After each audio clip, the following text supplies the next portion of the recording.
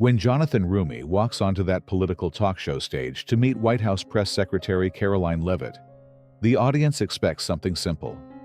An actor who's played Jesus having a friendly chat about faith and Hollywood with America's youngest press secretary. Maybe some light discussion about Christianity and public life. But something's wrong from the very first moment. Karoline tries to keep things professional, asking about the chosen's success, the usual media soundbites about faith-based entertainment. But Jonathan isn't following the script.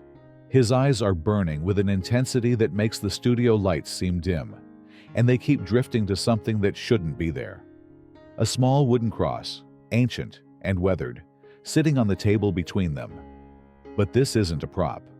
It's stained dark with what looks like blood, and it's radiating a presence so powerful that both the camera crew and audience can feel it.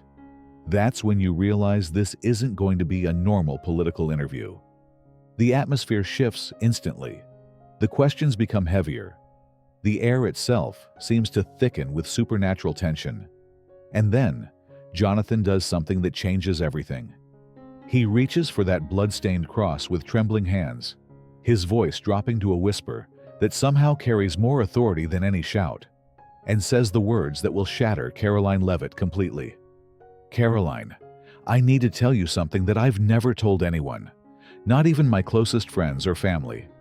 During filming The Chosen, I didn't just play Jesus.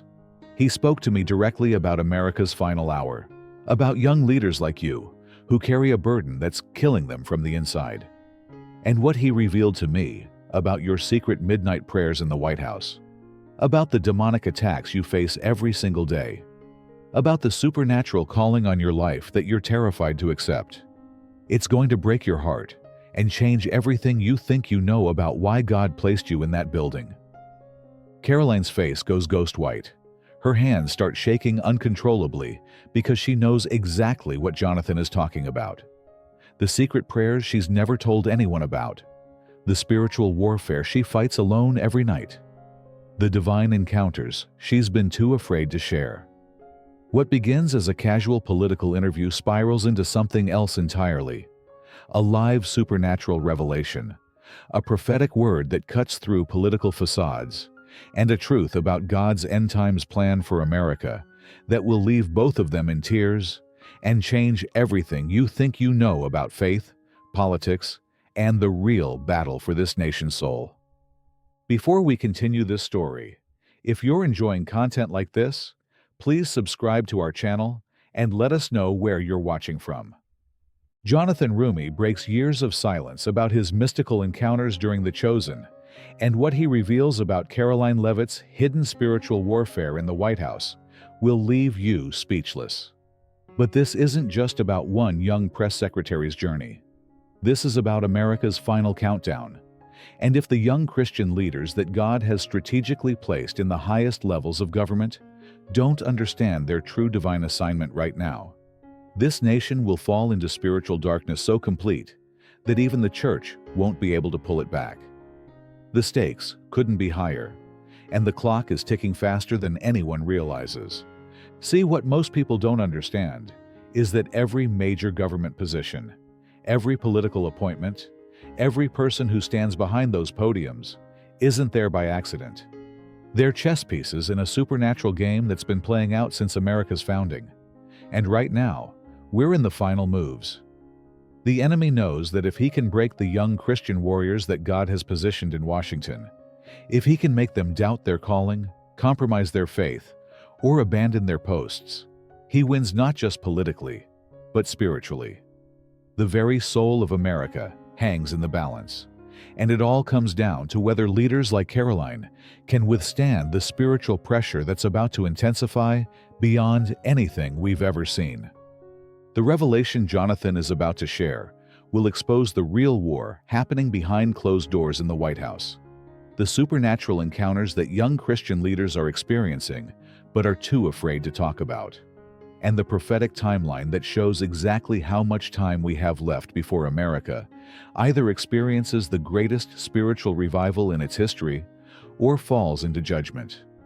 Oh, and before we continue, tell us, Have you ever felt God calling you to influence your workplace, your community, or even your government for His kingdom? Have you felt that supernatural pressure to stand for truth, even when it costs you everything?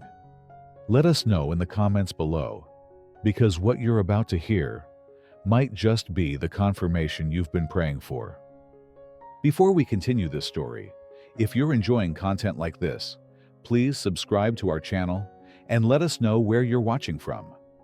The television studio feels different tonight, almost sacred despite the political backdrop.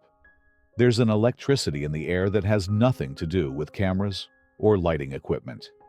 Karoline Leavitt sits across from Jonathan Roumie, her usual press secretary composure intact, but there's something flickering behind her eyes. Fear? Recognition? Both of them seem to sense that this conversation is going to go places neither of them planned. Jonathan, meanwhile, looks like a man carrying a message too heavy for his shoulders, his gaze intense and unwavering in a way that makes even the seasoned camera crew uncomfortable. On the table between them, that ancient wooden cross catches the studio lights in ways that defy physics. It's not just weathered wood.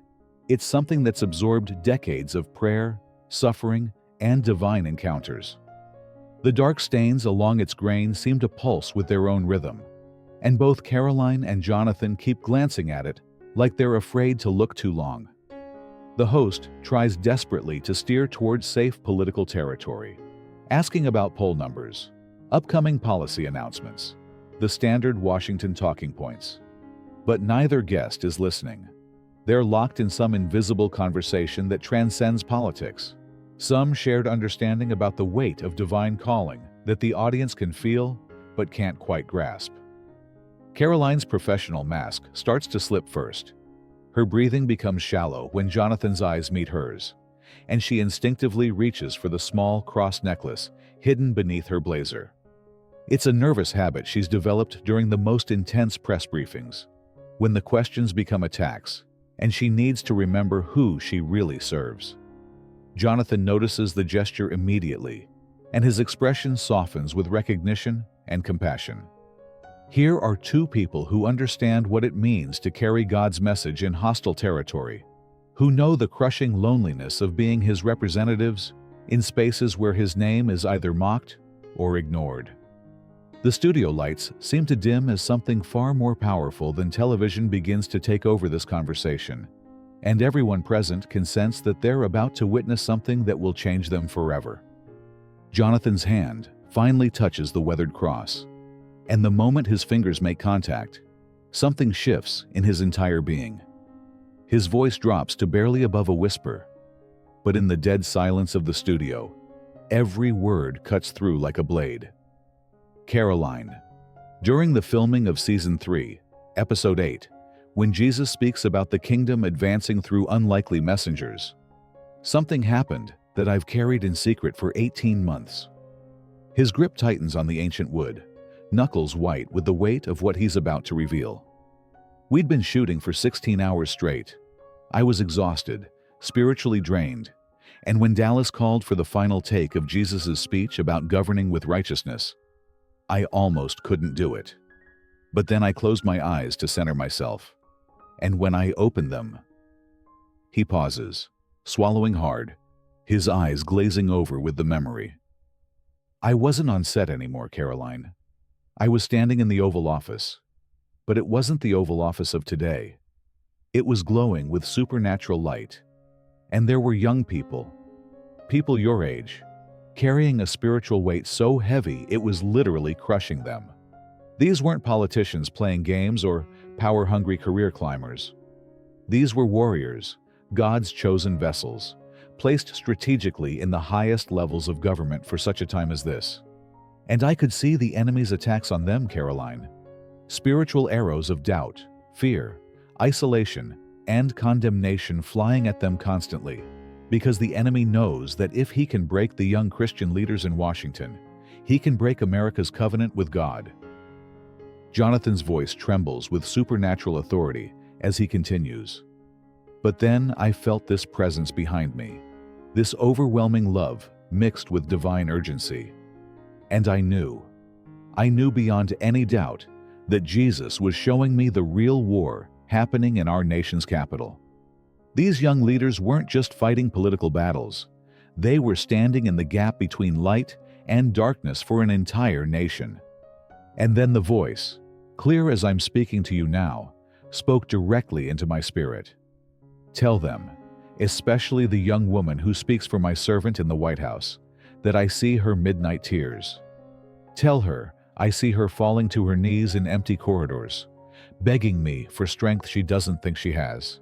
Tell her that every word she speaks from that podium is either advancing my kingdom or the enemy's, and that I've chosen her voice to pierce through decades of political deception and speak truth that will awaken sleeping hearts across America. Before we continue this story, if you're enjoying content like this, please subscribe to our channel and let us know where you're watching from. Karoline's professional mask doesn't just crack. It completely shatters like glass hitting concrete. Her hands fly to her mouth as if she's trying to hold back a scream. And when she looks up at Jonathan, her eyes are wide with terror and recognition. "How could you possibly know about the midnight prayers?" she whispers, her voice barely audible, but shaking with emotion.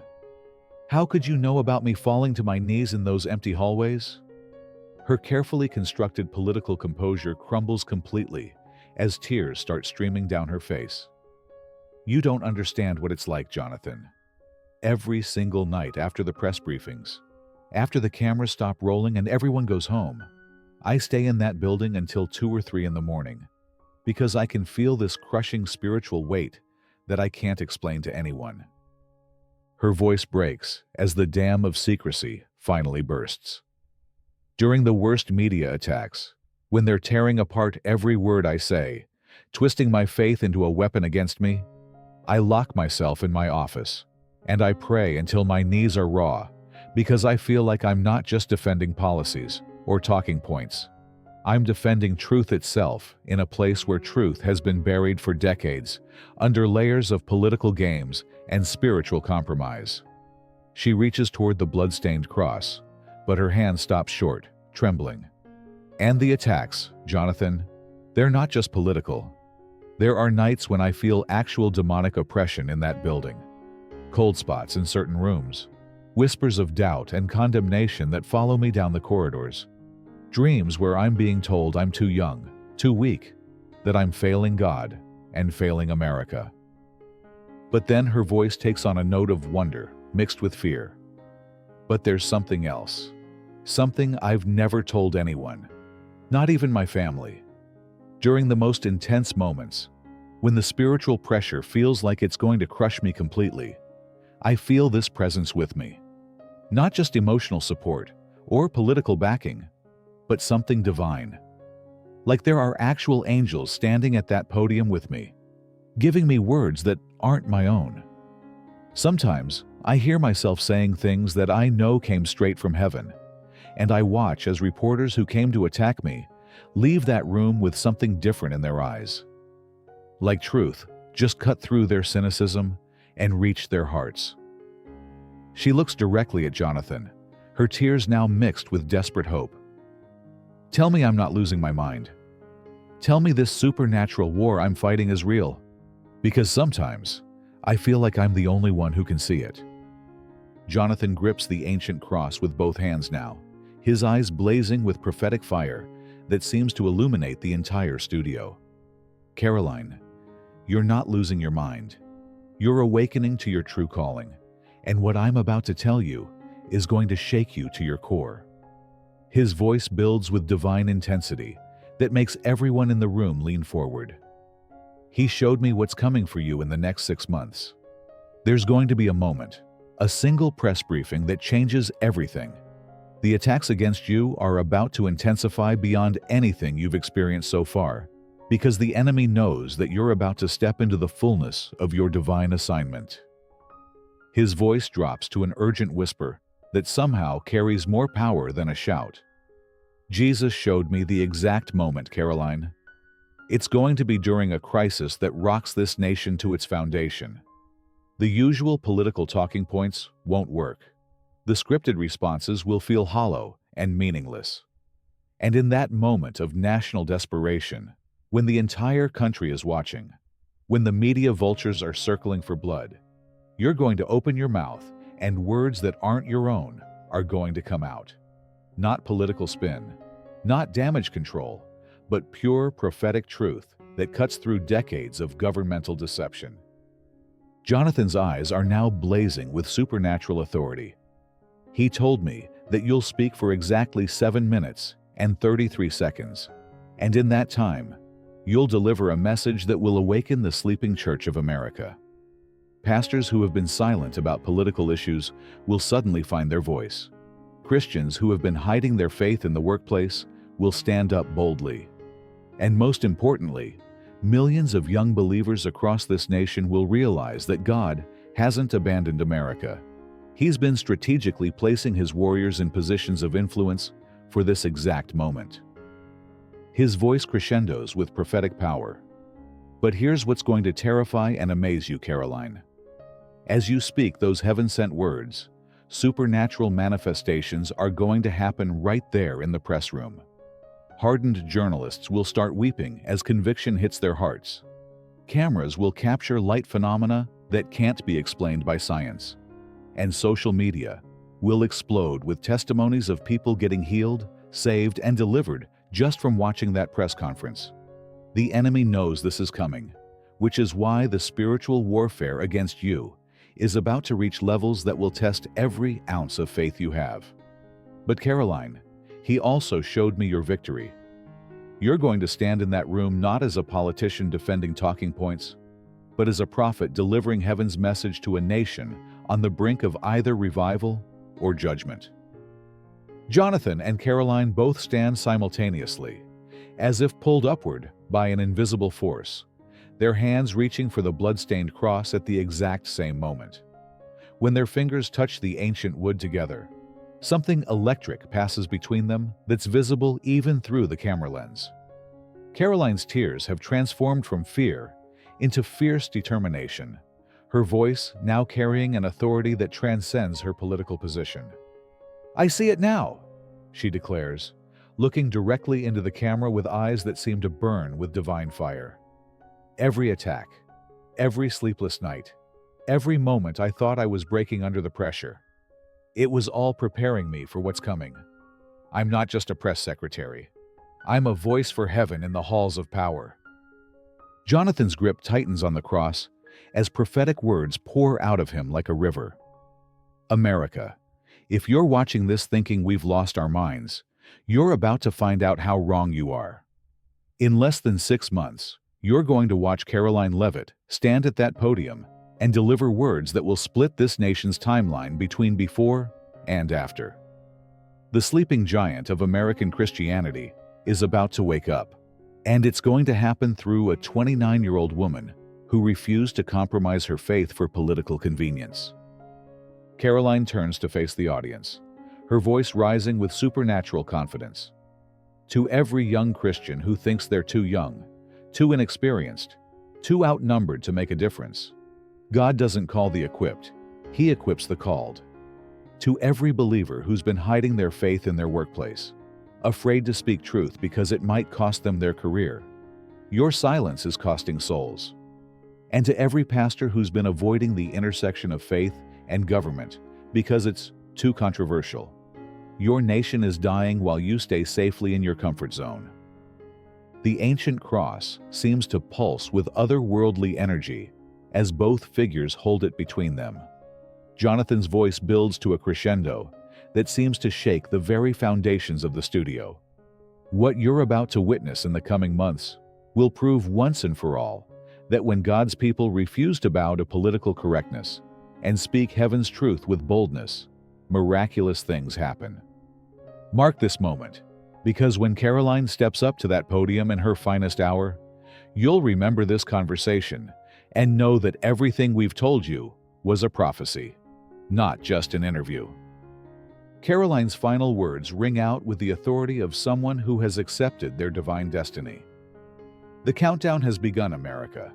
Heaven is about to move through the White House, and nothing will ever be the same again. The camera slowly fades as the blood-stained cross continues to radiate supernatural power, leaving viewers with the unshakable sense that they've just witnessed two modern prophets accepting a divine assignment that will change the course of history itself.